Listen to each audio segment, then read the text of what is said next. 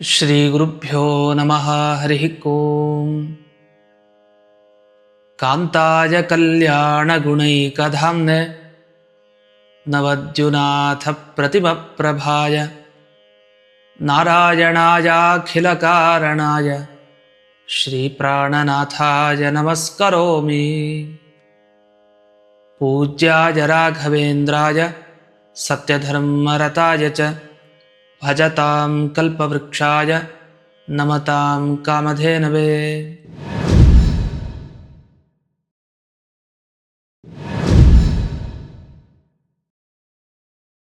ಸರ್ವಮೂಲ ಚಾನಲ್ನ ಎಲ್ಲ ವೀಕ್ಷಕರಿಗೆ ಸ್ವಾಗತ. ಕೇಳಿದಷ್ಟು ನಾವು ಅನೇಕ ಸಂಚಿಕೆಗಳಿಂದ ಇನ್ನೂ ಕೇಳಬೇಕು ಅಂತ ಅನ್ಸುತ್ತೆ, ಅಷ್ಟು ರಾಯರ ಮಹಿಮೆಗಳು ಇವೆ. ಅದರಲ್ಲಿ ಈ ಸಂಚಿಕೆಯಲ್ಲಿ ಮತ್ತೊಂದು ಅಪರೂಪದ ರಾಯರ ಮಹಿಮೆ, ಜೊತೆಗೆ ರಾಯರ ಅನುಗ್ರಹ ನಮ್ಮ ಮೇಲೆ ವಿಶೇಷವಾಗಿ ಆಗಬೇಕು ಅಂದರೆ ಈ ಶ್ಲೋಕದ ಪಾರಾಯಣ, ಈ ಶ್ಲೋಕದ ಅರ್ಥ ಏನು ಅನ್ನೋದನ್ನು ತಿಳ್ಕೊಳ್ತಾ ಹೋಗೋಣ. ಮೊದಲಿಗೆ ಈ ಮಹಿಮೆ ಏನಿದೆಯಲ್ಲ, ಇದು ಬಹಳ ರೋಮಾಂಚನ ಮಾಡಿಸುತ್ತೆ. ಅಂಥ ಒಂದು ಮಹಿಮೆ. ಏನು ಅಂಥದ್ದಿದೆ ಇದರಲ್ಲಿ ಅಂದರೆ, ಜ್ಯೋತಿಷಿಗಳಿಗೆ ಒಂದು ಪರೀಕ್ಷೆ ಆಗೋಯ್ತು. ಸಾಮಾನ್ಯವಾಗಿ ಜ್ಯೋತಿಷಿಗಳು ಬಂದವರಿಗೆ ಉತ್ತರ ಕೊಡ್ತಾರೆ. ಒಬ್ಬೊಬ್ಬರು ಒಂದೊಂದು ರೀತಿ ಜ್ಯೋತಿಷ್ಯವನ್ನು ಹೇಳ್ತಾರೆ, ಅನೇಕ ಕ್ರಮಗಳಿವೆ. ಇವರು ಒಬ್ಬರು ಜ್ಯೋತಿಷಿಗಳು ತಾವು ಪರಿಪೂರ್ಣವಾಗಿ ಲೆಕ್ಕ ಹಾಕಿ ಹೇಳೋದು. ಈಗ ಬಂದ ಕೂಡಲೇ ಪರಿಹಾರ ಹೇಳೋದು ಅಂತಲ್ಲ, ಅವರ ನಕ್ಷತ್ರ, ಅವರ ರಾಶಿ, ಅವರ ನಕ್ಷತ್ರದ ಪಾದ ಎಷ್ಟನೇದು ಎಲ್ಲ ಕೇಳಿಕೊಂಡು ಸರಿಯಾಗಿ ಎಣಿಸಿ ಈ ಥರ ಅಂತೆಲ್ಲ ಲೆಕ್ಕ, ಅಷ್ಟು ಲೆಕ್ಕ ಮಾಡಿ ಹೇಳಿದ್ರೆ ಮುಗೀತು. ಅವನಿಗೆ 3/4 ಗಂಟೆ 1 ಗಂಟೆ ತೊಗೊಬೋದು ಟೈಮು, ಆದರೆ ಹೇಳಿದ್ಮೇಲೆ ಅದೇ ಅಷ್ಟೆ. ಆ ಥರ ಅವರು ಬಂದ ಜನರ ಸಮಸ್ಯೆಯನ್ನು ಪರಿಹಾರ ಮಾಡ್ತಾಯಿದ್ರು. ಈ ಜ್ಯೋತಿಷಿ ಹತ್ರ ಒಬ್ಬ ಪರಿಹಾರ ಕೇಳಲಿಕ್ಕೆ ಅಂತ ಒಂದು ದಿವಸ ಬಂದ. ಅವನಿಗೆ ಬಹಳ ಸಮಸ್ಯೆ ಆಗಿತ್ತು ಕೆಲಸದಲ್ಲಿ, ಪರಿಹಾರ ಕೊಡಿ ಅಂತ ಬಂದಿದ್ದ. ಬಂದಾಗ ಈ ಜ್ಯೋತಿಷಿಗಳು ಒಂದು ಕೆಲಸ ಮಾಡ್ತಾಯಿದ್ರು. ಏನಂದರೆ, ದಿವಸ ರಾಯರಿಗೆ ಮಂಗಳಾರತಿಯನ್ನೆಲ್ಲ ಮಾಡಾದ್ಮೇಲೆ ಇವರು ತಾವೇ ರಾಯರ ದೇವಸ್ಥಾನದ ಬಾಗಿಲ ಹತ್ರ ನಿಂತುಕೊಂಡು ಕಸ ಪೊರಕೆ ಹಿಡ್ಕೊಂಡು ಪೂರ್ಣ ಶುದ್ಧಿ ಮಾಡೋದು ಎಲ್ಲ ಇವರೇ. ಎಲ್ಲ ಸಾರಿಸಿ ಬಳಸಿ ಎಲ್ಲ ಮಾಡಿ ಶುದ್ಧ ಮಾಡೋದು ಇವ್ರ ಕೆಲಸ. ದಿವಸ ಅಂಥ ಸೇವೆಯನ್ನು ಮಾಡ್ತಾ ಇದ್ರು ಇವರು. ಆಶ್ಚರ್ಯ. ಯಾಕೆಂದರೆ ರಾಯರ ಅನುಗ್ರಹ ಆಗೋದು ಮುಖ್ಯ.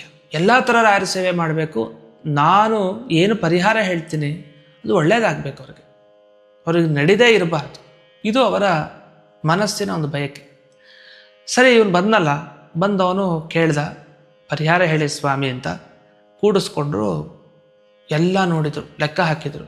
ನೋಡು, ನೀನೊಂದು ದಿವಸ ನಾ ಹೇಳ್ತೀನಿ, ಆ ದಿವಸ ನೀನು ಬಾ, ನಿನಗೆ ಪರಿಹಾರ ಕರೆಕ್ಟಾಗಿ ಹೇಳ್ತೀನಿ. ಸರಿ ಆಯಿತು. ಇನ್ನೊಂದು ದಿವಸ ಬಂದಾಗ ಇವರೆಲ್ಲ ಲೆಕ್ಕ ಹಾಕ್ತಾ ಕೂತಿದ್ರು. ಏನು ಪರಿಹಾರ? ನೋಡು, ಈ ಪರಿಹಾರ ಮಾಡು, ನೋಡಿದೆ ನಾನು, ತುಂಬ ಕಷ್ಟ ಇದೆ ನಿನಗೆ, ಆದರೆ ಈ ಪರಿಹಾರ ಮಾಡು, ಖಂಡಿತ ನಿನಗಾಗುತ್ತೆ, ಒಳ್ಳೆಯದು. ಏನಿಲ್ಲ, ರಾಯರಿಗೆ 48 ದಿವಸಗಳ ಕಾಲ ನೀನು ಮಠಕ್ಕೆ ಹೋಗಬೇಕು, ಪ್ರದಕ್ಷಿಣೆ ಸೇವೆಯನ್ನು ಮಾಡಬೇಕು 48 ದಿವಸ. ಆಮೇಲೆ ನೋಡು, ನಿನಗೆ ಎಲ್ಲಿ ನೀನು ಕೆಲಸಕ್ಕೆ ಹೋಗಬೇಕು ಅಂಥವರೇ ನೀನು ಕಾಲ್ ಮಾಡ್ತಾರೆ, ನೀನು ಅಂಥ ಕಡೆ ಕೆಲಸ ನಿನಗೆ ಸಿಗತ್ತೆ, ನೀನು ಹೋಗ್ಬಾರ್ದು. ಇದು ಯಾವಾಗ? 48 ದಿವಸ ಸೇವೆ ಆದ ಕೂಡ ನಿನಗಾಗತ್ತೆ ಅಂತ. ಇಲ್ಲೇನಾಯಿತು, ಇವನು ಸೇವೆ ಪ್ರಾರಂಭ ಮಾಡಿ 48 ದಿವಸ ಕಳೆದೇ ಹೋಯಿತು. ಕಳೆದು ಹೋದ್ಮೇಲೆ ಯಾವ ಫೋನು ಇಲ್ಲ, ಏನೂ ಇಲ್ಲ. ಸೀದಾ ಜ್ಯೋತಿಷಿಗಳ ಹತ್ರ ಬಂದ. ಸ್ವಾಮಿ, ನೀವು ಹೇಳಿದ್ರಿ ಅಂತ ನಾನು 48 ದಿವಸ ನಮಸ್ಕಾರ ಹಾಕಿದೆ ಬೃಂದಾವನಕ್ಕೆ. ನನ್ನ ಪರಿಸ್ಥಿತಿ ಯಾವ ಫೋನ್ ಕಾಲು ಬರಲಿಲ್ಲ, ರಿಂಗೇ ಆಗ್ತಾ ಇಲ್ಲ, ಯಾರ್ದೂ ಇಲ್ಲ ಕಾಲು. ಏನೋ ಒಂದು ಆಫೀಸಿಂದ ಎಲ್ಲೋ ಒಂದು ಕೆಲಸಕ್ಕೆ ಬಂದು ನಿಂತು, ಇಲ್ಲ ಯಾರ್ದೂ ಇಲ್ವಲ್ಲ ಕಾಲು. ಇಂಥ ಪರಿಸ್ಥಿತಿಗೆ ಬಂದು ನಿಂತಿದ್ದೀನಿ, ಈಗ ನೀವೇ ಉತ್ತರ ಕೊಡಬೇಕು ಇದಕ್ಕೆ ಅಂತ ಸಮಾಧಾನದಿಂದ ಹೇಳಿದ ಅವನು. ಅವನಿಗೆ ಸಿಟ್ಟು ಬಂದು ಇನ್ನೇನೇನು ಬೈಬೇಕಾಗಿತ್ತು, ಆದರೆ ಹಾಗೆ ಮಾಡಲಿಲ್ಲ. ಸಮಾಧಾನದಿಂದ ಏನು ಮಾಡ್ಬೇಕು ನಾನೀಗ ಹೇಳಿ ನೀವು ಅಂತ ಹಿಂಗೆ ಹೇಳಿದೆ. ಇವರು ಕಕ್ಕಾಬಿಕ್ಕಿ ಆಗಿಬಿಟ್ರು. ಎಡಬಟ್ಟ ಆಯ್ತಲ್ಲಪ್ಪ, ಹೇಳಿದ್ದು 10 ದಿವಸ ಅಲ್ಲ, 20 ದಿವಸ ಅಲ್ಲ, 48 ದಿವಸ ಸೇವೆ ಮಾಡೋದು. ಅಷ್ಟು ಮಾಡಿದಾನೆ ಅವನು ಕರೆಕ್ಟಾಗಿ. ಯಾಕೆಂದರೆ ಅವ್ನು ಸೇವೆ ಮಾಡ್ಲಿಕ್ಕೆ ಬರ್ತಾ ಇದ್ದಿದ್ದೇ ಇವರ ದೇವಸ್ಥಾನದಲ್ಲಿ. ಆದ್ದರಿಂದ ಇವ್ರು ನೋಡಿದ್ದಾರೆ ಪ್ರತಿನಿತ್ಯ. ಇವ್ರು 48 ದಿವಸದ ಗಮನ ಇಲ್ಲ, ಆದರೆ ಎಲ್ಲ ಆಗಿದೆ. ಓ, ಮತ್ತೇನು ಮಾಡಬೇಕು? ಅದಕ್ಕೆ ಅವ್ರು ಹೇಳ್ತಾರಂತೆ, ನೋಡು, 48 ದಿವಸ ಪೂರ್ಣ ಆಗಿದೆ ಅಂತ ನೀನು ಭಾವಿಸ್ತಾ ಇದೆಯಾ? 48ನೇ ದಿವಸ ತಾನೇ ಇವತ್ತು. ಬೆಳಗ್ಗೆ ತಾನೇ ಪ್ರದಕ್ಷಿಣೆ ಹಾಕಿದ್ದು ನೀನು ಉಪವಾಸದಲ್ಲಿ, ಅದೆಲ್ಲ ಮುಗಿಸಿದ್ಯಾ ತಾನೇ? ಇವತ್ತು ಸಂಜೆ ಒಳಗಡೆ ನಿನಗೆ ಬಂದೇ ಬರುತ್ತೆ, ನಾನು ಹೇಳ್ತಾ ಇದ್ದೀನಿ. ಆವಾಗ ಓ, ಈ ಥರ ಲೆಕ್ಕನ ಅಂತ. ಕೆಲಸ ಏನಾಗ್ಬಿಟ್ಟು 48 ದಿವಸ ಮುಗಿಬೇಕು ಅಂದರೆ 48 ದಿವಸ ನಮ್ಮ ನಮಸ್ಕಾರ ಹಾಕಿದ್ದು ಮುಗೀತು, ಮತ್ತೆ ಬಂದ್ಬಿಡ್ಬೇಕು, ಬರಲಿಲ್ಲ ಅಂತ. ಹಾಗಲ್ಲ, ಅವತ್ತು ಪೂರ್ಣ ಕಳೆದು ಮಾರನೇ ದಿವಸ ಬರಬೇಕಲ್ಲ. ಅದಕ್ಕೆ ನೋಡಿ, ಸಂಜೆನೇ ಬರುತ್ತೆ, ಯೋಚನೆ ಮಾಡಬೇಡ, ಮುಗಿಯೋದಿರಲಿ ಇವತ್ತೇ. 48ನೇ ದಿವಸದಲ್ಲಿ ಇವತ್ತೇ ಬರುತ್ತೆ ನಿನಗೆ. ಸಂಜೆ ಹೊತ್ತು ಒಂದು ಕಾಲ್ ಬರುತ್ತೆ. ಆಮೇಲೆ ಅವನು ಆಯಿತು ಅಂತ ಖುಷಿಯಾಗಿ, ಓಹ್ ಸರಿ ಸರಿ ಅಂತ ನಮಸ್ಕಾರವನ್ನು ಹಾಕಿದ ಇವ್ರಿಗೆ, ಜ್ಯೋತಿಷಿಗಳಿಗೆ. ಸೀದಾ ಹೊರಟ್ಬಿಟ್ಟ. ಆಮೇಲೆ ನೋಡಿ ಒಂದು ಪರಿಸ್ಥಿತಿ, ರಾಯರ ಹತ್ರ ಬಂದು ಇವ್ರು ನಮಸ್ಕಾರ ಹೊಡಿತಾ ಇದ್ದಾರೆ ಜ್ಯೋತಿಷಿಗಳು. ಯಾಕೆ ಹೊಡಿತಾ ಇದ್ದಾರೆ ನಮಸ್ಕಾರ ಅಂದರೆ, ಸ್ವಾಮಿ, ಇಷ್ಟು ವರ್ಷಗಳ ಕಾಲ ನನಗೆ ಈ ಥರ ಅನುಭವನೇ ಆಗಿಲ್ಲ. ನಾನು ಲೆಕ್ಕ ಮಾಡಿ ಹೇಳಿದ ಮೇಲೆ ಅದು ಹಾಗೆ, ನೀವು ಹಾಗೆ ಫಲ ಕೊಡ್ತಾ ಇದ್ದೀರಿ. ಈ ಸರಿ ಯಾಕೆ ಇಂಥ ದೊಡ್ಡ ಪರೀಕ್ಷೆ? ನನ್ನ ಮಾನ ಮರ್ಯಾದೆ ಕಾಪಾಡುವಂಥ ಒಂದು ಜವಾಬ್ದಾರಿ ನಿಮ್ಮದು. ಯಾಕಂದರೆ ನಾನು ಸರಿಯಾಗಿ ಶಾಸ್ತ್ರದ ಪ್ರಕಾರ ಲೆಕ್ಕ ಹಾಕೇ ಹೇಳಿದ್ದೀನಿ, ಇದು ಗುರುಗಳ ಅನುಗ್ರಹ ಆಗಲೇಬೇಕು ಇಷ್ಟು ದಿವಸ ಆದಮೇಲೆ ಅವನಿಗೆ. ಆದರೆ ಯಾಕೆ ನೀವು ಅನುಗ್ರಹ ಮಾಡ್ತಾ ಇಲ್ಲ? ಇದು ಹೇಗೆ ಸಾಧ್ಯ? ನೀವು ಮನಸ್ಸು ಮಾಡಬೇಕು, ನಮ್ಮ ಮಾನ ಮರ್ಯಾದೆ ಪ್ರಶ್ನೆ. ಹೀಗೆಲ್ಲ ಬಹಳ ಪೇಚಾಡಿಕೊಂಡು ಪ್ರಾರ್ಥನೆ ಮಾಡಿದೆ ಆ ಜ್ಯೋತಿಷಿ. ಯಾಕೆಂದರೆ ಅವರ ಜಾತಕದಲ್ಲಿ ಹಾಗಿತ್ತು ಒಂದು ಯೋಗ. ಅವರೆಲ್ಲ ಒಳ್ಳೆ ಕೆಲಸ ಮಾಡ್ತಾಯಿದ್ರು, ಏನು ಅನ್ಯಥಾ ರೀತಿಯಲ್ಲಿ ಹೇಳ್ತಾ ಇರಲಿಲ್ಲ, ಒಳ್ಳೆ ರೀತಿಯಲ್ಲೇ ಎಲ್ಲ ನೋಡೇ ಶಾಸ್ತ್ರ ಕ್ಲೀನಾಗಿ ಹೇಳ್ತಾಯಿದ್ರು. ಅದೇ ಇರುತ್ತಲ್ಲ, ಅದಕ್ಕೆ ಅವರು ಸೇವೆ ಮಾಡಬೇಕಾಯ್ತು, ಪ್ರದಕ್ಷಿಣೆ ಸೇವೆ. ಸರಿ, ಚೆನ್ನಾಗಿ ಮಾಡಿಸ್ಕೊಂಡ್ರು ರಾಯರು, ಸೇವೆ ಮಾಡು. ಹಾಂ, ಆವಾಗ ಹೆದರಿಕೆಯಿಂದ ಅಲ್ಲೇ ಇಷ್ಟೆಲ್ಲ ನಮಸ್ಕಾರ ಹಾಕಿ ಹೋಗಿ ಕೂತ್ಕೊಳ್ತಾರೆ. ಸಂಜೆ ಹೊತ್ತು ಬರ್ತಾ ಇದೆ, ಏನು ಫೋನ್ ಕಾಲ್ ಇಲ್ಲ. ಸರಿ, ಏನೋ ಕೆಲಸ ಸಿಕ್ಕಿದೆಯಾ ಇಲ್ವಾ ಏನೂ ಗೊತ್ತಾಗ್ತಾ ಇಲ್ಲ. ಅಷ್ಟೊತ್ತಿಗೆ ನೋಡಿ, ಸರಿಯಾಗಿ ಈ ಕಡೆ ರಾಯರಿಗೆ ಮಂಗಳಾರತಿ ಆಗಿದೆ ಸಂಜೆ ಕಾಲದಲ್ಲಿ. ಇವ್ರು ನಮಸ್ಕಾರ ಮಾಡಿದರೆ ಆ ಕ್ಷಣ ರಿಂಗ್ ಆಗ್ತಾಯಿದೆ. ಇವರು ಹೆದರಿಕೆಯಲ್ಲಿ ಜ್ಯೋತಿಷಿಗಳು ಹೋಗಿದೆ. ಗೊತ್ತಾಯಿತು ಇವನೇ ಮಾಡಿರೋದು ಅಂತ. ಏನಂತನೋ ಏನೋ ಹಿಂಗೆ ರಿಸೀವ್ ಮಾಡ್ತಾರೆ ಕಾಲನ್ನು. ಮಾಡಿದಾಗ ಅವನು ಅಷ್ಟು ದಿವಸ ನಡ್ಕೊಂಡು ಮಾತಾಡ್ತಾ ಇರೋನು ಧೈರ್ಯವಾಗಿ ಗುರುಗಳೇ ಅಂತ ಮಾತಾಡ್ತಾ ಇದ್ದಾನೆ. ಇವ್ರಿಗೆ ಅವಾಗಲೇ ಅರ್ಥ ಆಯಿತು, ರಾಯರನನ್ನು ಕೈ ಹಿಡಿದಿದ್ದಾರೆ, ಏನೋ ಇವನಿಗೆ ಒಳ್ಳೆ ಸುದ್ದಿ ಇರಬೇಕು ಆಗಿದೆ ಅಂತ.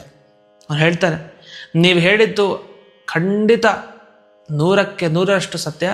ನನಗೆ ಈಗ ತಾನೇ ನನಗೆ ಕಾಲ್ ಬಂದಿತ್ತು, ನಾಳೆಯಿಂದನೇ ನೀವು ಕೆಲಸಕ್ಕೆ ಬಂದುಬಿಡಿ, ನಿಮಗೆ ಎಷ್ಟು ಸಂಬಳ ಅಂತ. ಚೆನ್ನಾಗೇ ಸಂಬಳ ಸಿಗ್ತಾ ಇದೆ. ಅವಾಗ ಮತ್ತೆ ಹೋದರು ಜ್ಯೋತಿಷಿಗಳು. ಆಯ್ತಪ್ಪ, ಸಂತೋಷ, ನಿನಗೆ ಅನುಗ್ರಹ ಆಗಲಿ ಅಂತೆಲ್ಲ ಹೇಳಿ ಹೋಗಿ ನಮಸ್ಕಾರ ಹಾಕಿ, ನೀವು ಎಂಥ ಆಪತ್ಕಾಲದಲ್ಲೂ ರಕ್ಷಣೆಯನ್ನು ಮಾಡ್ತೀರಿ, ಇದಕ್ಕೆ ದೊಡ್ಡ ಸಾಕ್ಷಿಯಾಗಿ ನಾನಿದ್ದೀನಿ.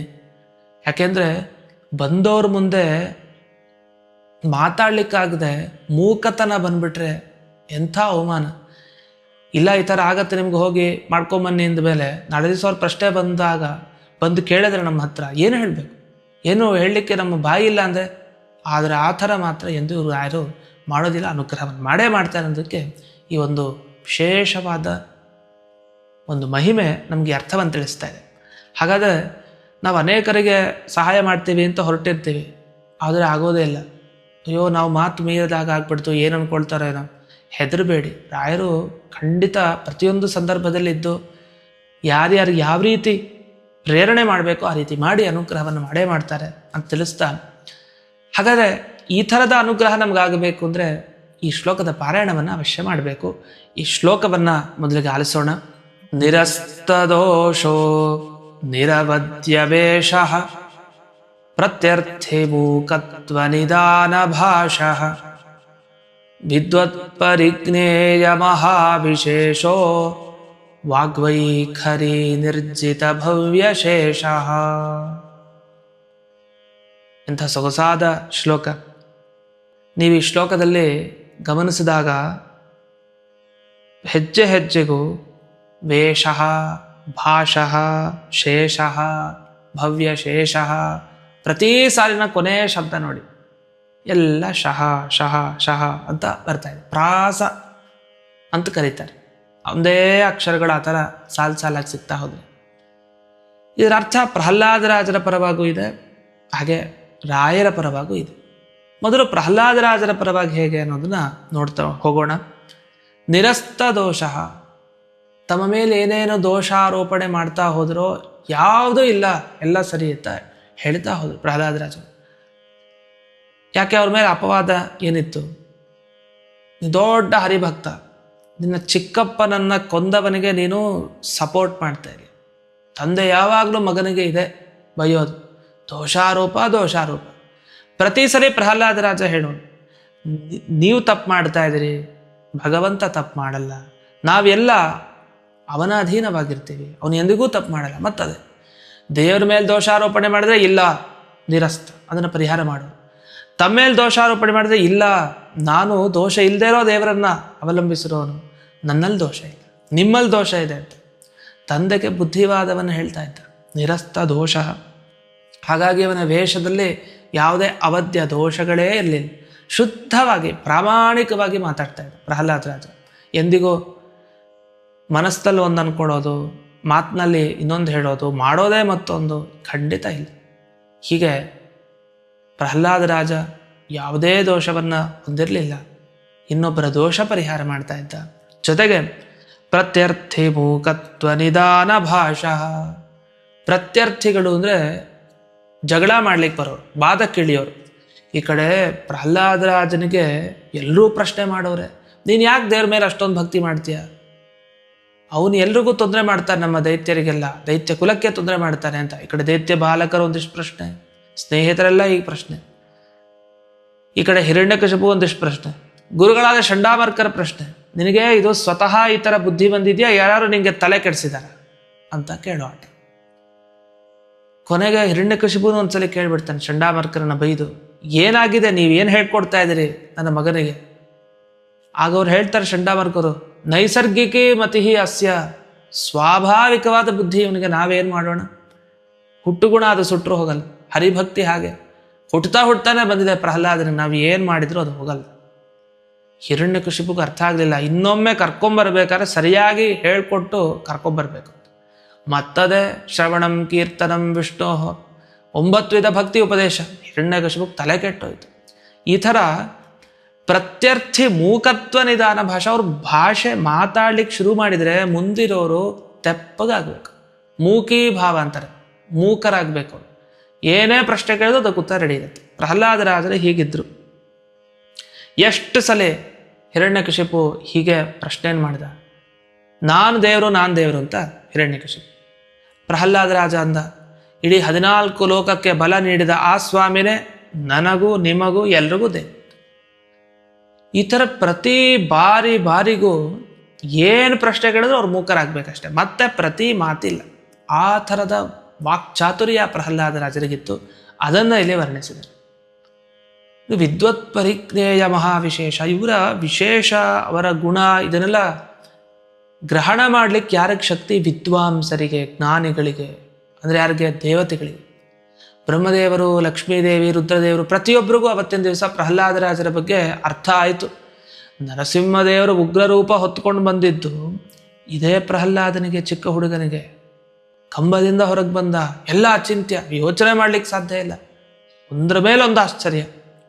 ಸರಿ, ಹಿರಣ್ಯಕಶಿಪುವಿನ ಸಂಹಾರ ಆಯಿತು. ಶಾಂತನಾಗ್ತಾನ? ಇಲ್ಲ.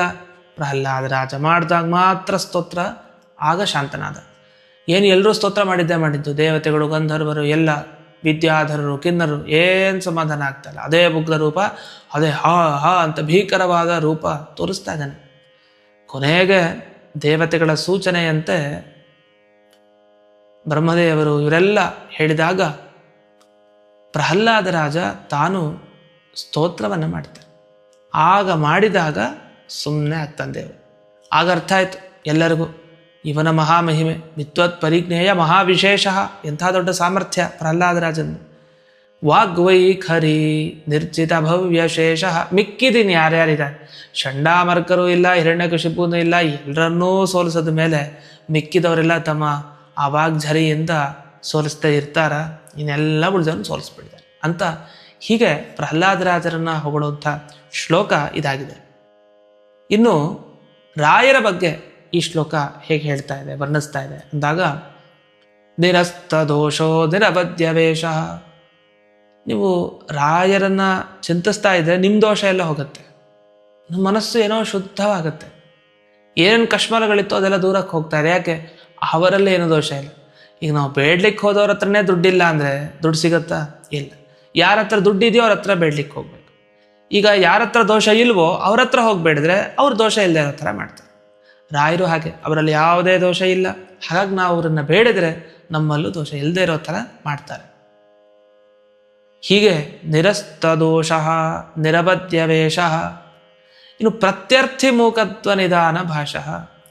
ಯಾರು ಎದುರಾಳಿಯಾಗಿ ಬರ್ತಾರೆ, ಉತ್ತರ ಕೊಡಿ, ಪ್ರಶ್ನೆ ಏನಾಯ್ತು ಸ್ವಾಮಿ ಅಂತ ಕೇಳಿದ್ರೆ ಉತ್ತರ ಕೊಡಲಿಕ್ಕೆ ನಿಮಗೆ ಶಕ್ತಿ ಬರೋದೇ ರಾಯರ ಅನುಗ್ರಹ ಇದೆ. ಜ್ಯೋತಿಷಿಗಳ ಘಟನೆ ಕೇಳಿದ್ವಿ, ಅವ್ನು ಮುಂದೆ ಬಂದ್ಬಿಡಿದ 48 ದಿವಸ ಆಗಿ ಸೇವೆ ಮಾಡಿ ಉತ್ತರ ಕೊಡಿ ಅಂತ. ಮೂಕತೆ ಯಾರಿಗೆ? ಜ್ಯೋತಿಷಿಗಳಿಗೆ ಏನು ಮಾತಾಡಬೇಕು ಗೊತ್ತಾಗ್ತಾ ಇಲ್ಲ. ಆದರೆ ರಾಯರು ಶಕ್ತಿಯನ್ನು ತುಂಬಿದರು. ಹಾಗಲ್ಲ, ನೀ ಹೇಳಿ ಸರಿ ಇದೆ, ಅವ್ನಿಗೆ ಹೀಗೆ ಹೇಳು ಅಂತ ಪ್ರೇರಣೆ ಮಾಡಿದರು. ಆಮೇಲೆ ಹೋಗಿ ಮಾತಾಡ್ತಾರಲ್ಲೇ ರಾಯರ ಜೊತೆ, ಆಮೇಲೆ ಇವ್ರ ಕೈಲಿ ಮಾತಾಡಿಸಿದ್ರು. ಸಂಜೆ ಹೊತ್ತು ಬರತ್ ನೋಡಿ ಹೋಗು ಅಂತ. ಸರಿ ಹೊತ್ತು. ಹೀಗೆ ಆ ವಿಶೇಷವಾದ ಅನುಗ್ರಹ ಆಗಿದ್ದನ್ನು ನೆನಪಿಸ್ಕೊಳ್ಬಹುದು. ಪ್ರತ್ಯರ್ಥಿ ಮೂಕತ್ವ ನಿಧಾನ ಭಾಷಃ. ಇನ್ನು ಇವ್ರ ಬಗ್ಗೆ ಯಾರು ತಿಳ್ಕೊಳ್ಳಿಕ್ಕೆ ಸಾಧ್ಯ? ರಾಯರ ಬಗ್ಗೆ ನಾವು ಅಂದ್ಕೊಳ್ಬೋದು, ನಮಗೆ ರಾಯರ ಪರಿಚಯ, ನಮಗೆ ರಾಯರ ಅನುಗ್ರಹ ಮಾಡಿದ್ರು, ಕನಸಲ್ಲಿ ಬಂದರು, ಸುಮಾರು ಸಲ ಬಂದರು, ನಮ್ಗೆ ಈ ರೂಪದಲ್ಲಿ ಅನುಗ್ರಹ ಮಾಡಿದರು. ನಿಜವಾಗಿ ನಿಮ್ಗೆ ಇನ್ನೂ ಸರಿಯಾಗಿ ಅರ್ಥ ಆಗಿಲ್ಲ ರಾಯರ ಬಗ್ಗೆ. ಯಾಕೆ? ವಿದ್ವತ್ ಪರಿಜ್ಞೇಯ ಮಹಾವಿಶೇಷ. ಅವರ ಬಗ್ಗೆ ಜ್ಞಾನಿಗಳಿಗೆ ಮಾತ್ರ ಸರಿಯಾಗಿ ಗೊತ್ತಾಗುತ್ತೆ. ಯಾಕೆಂದ್ರೆ ಅವರ ದಿನಚರಿ ಏನು, ಬೆಳಗ್ಗೆಯಿಂದ ರಾತ್ರಿವರೆಗೆ ಏನು ಮಾಡ್ತಾರೆ ರಾಯರು, ಪ್ರತಿ ಕ್ಷಣ ಕ್ಷಣ ಅವರ ವ್ಯಕ್ತಿತ್ವ, ಅವರ ನಡತೆ, ಇದೆಲ್ಲ ಜ್ಞಾನಿಗಳಿಗೆ, ದೇವತೆಗಳಿಗೆ, ಇಂಥವ್ರಿಗೆ ಗೊತ್ತಾಗುತ್ತೆ. ಪ್ರಹ್ಲಾದರಾಜರವರು ಸಾಮಾನ್ಯರಲ್ಲ, ಮನುಷ್ಯರಿಗೆ ನಿಲ್ಲಕ್ಲಿಕ್ಕೆ ಸಾಧ್ಯನ ಅವರು. ಹಾಗಾಗಿ ವಿದ್ವಾಂಸರಿಗೆ ಮಾತ್ರ ಅವರ ಬಗ್ಗೆ ವಿಶೇಷ ಪರಿಚಯ ಆಗಲಿಕ್ಕೆ ಸಾಧ್ಯ. ಇಂಥ ಇವರು ವಾಗ್ವೈಖರಿ ನಿರ್ಜಿತ ಭವ್ಯಶೇಷ. ರಾಯರ ಕಾಲದಲ್ಲಿ ಒಬ್ಬರು ವಿದ್ವಾಂಸರು ಬರ್ತಾರೆ, ಶೇಷ ಅಂತ ಅವರ ಹೆಸರು, ಶೇಷ ಪಂಡಿತ ಅಂತ. ಅವ್ರು ಬಂದು ಮಾತಾಡಲಿಕ್ಕೆ ಶುರು ಮಾಡಿದ್ದಾರೆ. ಮೂಕರಾದ್ರು ಅವರು, ಅವ್ರಿಗೆ ಮಾತಾಡಲಿಕ್ಕೆ ಆಗ್ತಾ ಇಲ್ಲ. ಹಾಗಾದರೆ ವಾದಕ್ಕೆ ಕೂತವ್ರಿಗೂ ಹೀಗೆ ಮೂಕತೆಯನ್ನು ಉಂಟು ಮಾಡ್ತಾರೆ, ಮಾತಾಡ್ಲಿಕ್ಕೆ ಆಗಲಿಲ್ಲ ಅಂದ್ರೇನು? ಇವರು ಉತ್ತರ ಕೊಡೋದಕ್ಕೆ ಅವ್ರು ತತ್ತರಿಸಿ ಹೋದರು. ಏನಿದಕ್ಕೆ ಉತ್ತರ ಹೇಳೋದು, ನಿಜ ಅಲ್ವಾ ಇದು ಹೇಳ್ತಾ ಇರೋದು ಅಂತ. ಇದು ಹೇಗೆ ಇಂಥ ಶಕ್ತಿ ಬಂತು ಅಂದರೆ ವಾಗ್ವೈಖರಿ ಅಂತ ಒಂದು ಹೇಳಿದ್ದಾರೆ. ಅವ್ರ ಮಾತಿನ ವೈಖರಿನೇ ಹಾಗೆ, ಆ ಶೈಲಿ ಗಂಗಾ ಪ್ರವಾಹ ಥರ ರಾಯರದು. ಮೊದಲನೇ ಶ್ಲೋಕದಲ್ಲಿ ನಾವು ಕೇಳಿದ್ವಿ, ಗಂಗಾ ಪ್ರವಾಹ ಅವ್ರ ಮಾತು, ಗಂಗೆಗೆ ಸಮಾನ ಅವ್ರ ಮಾತು ಅಂತ. ಅದನ್ನು ತೋರಿಸೇ ಬಿಟ್ರು ಅವರಿದ್ದ ಕಾಲದಲ್ಲಿ ಪಂಡಿತರ ಮುಂದೆ. ಇನ್ನೊಂದು ಅರ್ಥ ವಿಶೇಷವಾಗಿದೆ. ಅದು ರಾಯರ ಪರಮ ಗುರುಗಳು, ಅಂದರೆ ಗುರುಗಳ ಗುರುಗಳು ಯಾರು? ವಿಜಯೇಂದ್ರ ತೀರ್ಥರು. 104 ಗ್ರಂಥಗಳನ್ನ ರಚನೆ ಮಾಡಿದ್ದಾರೆ, ಬರೆದಿದ್ದಾರೆ. 64 ಕಲೆಗಳಲ್ಲಿ ಪ್ರಾವೀಣ್ಯ. ಅಂಥ ವಿಜಯೇಂದ್ರ ತೀರ್ಥರು 104 ಗ್ರಂಥಗಳಲ್ಲಿ ಒಂದು ಗ್ರಂಥ ಯಾವುದು ಬರೆದಿರೋದು? ವಾಗ್ವೈಖರಿ ಅಂತ ಅದರ ಹೆಸರು. ಆ ವಾಗ್ವೈಖರಿ ಗ್ರಂಥ ಇಟ್ಟುಕೊಂಡು ಗೆದ್ದರು. ಇದು ಪರಮಗುರುಗಳ ಅನುಗ್ರಹ ಅಷ್ಟಿದೆ ರಾಯರ ಮೇಲೆ, ಅದರಿಂದ ಗೆದ್ದಿದ್ದಾರೆ ಅಂತ. ಹೀಗೆ ಈ ಶ್ಲೋಕದ ಪಾರಾಯಣದಿಂದ ಪ್ರತಿಯೊಂದು ಪದ ಹೇಳೋ ಥರ, ನಿಮ್ಮಲ್ಲಿ ದೋಷ ಬರಲ್ಲ, ನೀವು ಮಹಿಮೆಯನ್ನು ತುಂಬಿಕೊಳ್ತೀರಿ, ನೀವು ಮಾತನಾಡಿದರೆ ಮತ್ತೊಬ್ಬರು ಕೇಳ್ತಾರೆ, ಪ್ರತಿಯಾಗಿ ಮಾತನಾಡಲ್ಲ, ನಿಮ್ಮ ಮಾತಿಗೊಂದು ಬೆಲೆ ಸಿಗುತ್ತೆ, ನಿಮ್ಮ ವಾಗ್ಝರಿ ಚೆನ್ನಾಗಿ ನಿಜವಾದ ಗಂಗಾ ಝರಿ ಅಂತ ಹರಿಯುತ್ತೆ.